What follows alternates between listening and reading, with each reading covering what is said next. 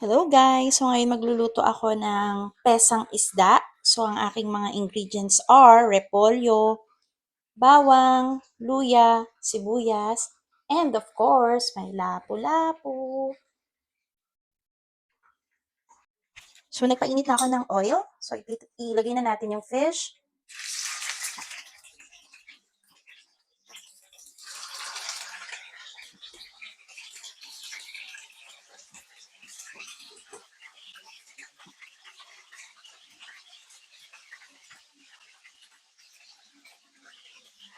So pinipito ko muna yung fish.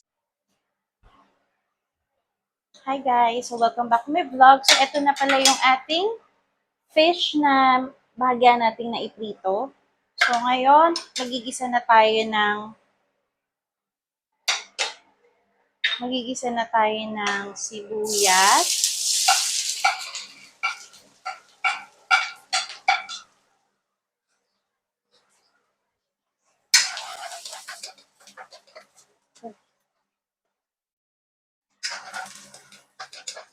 And luya.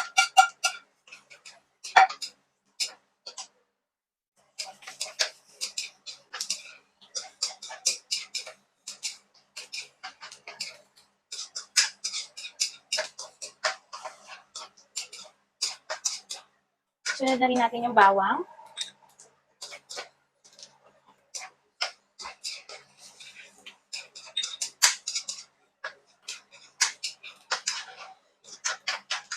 Then, maglagay na rin tayo ng asin. And then, paminta. And then, haluin natin.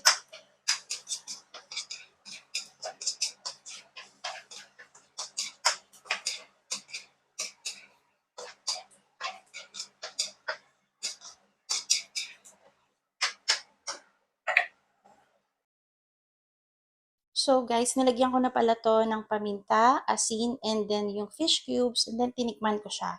So nung okay na, then pwede nyo nang ilagay yung fish natin.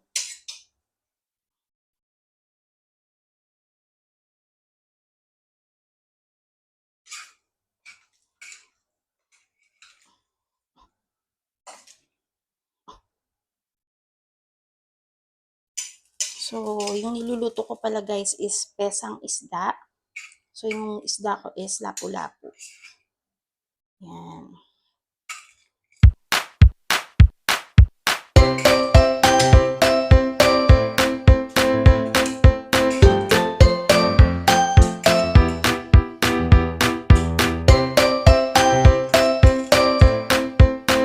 So, pakukuluan lang natin siya ng bahagya. Then, after 2 minutes, pwede na natin ilagay ang ating gulay.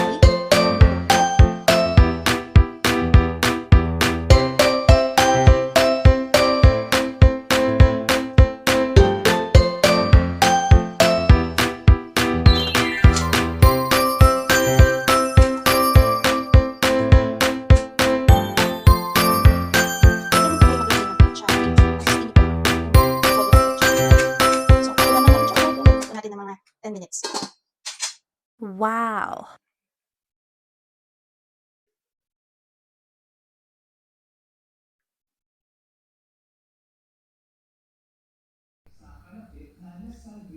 Hi guys! Welcome back to my vlog. So ngayon magluluto ako ng fried chicken. So nagpapainit na ako.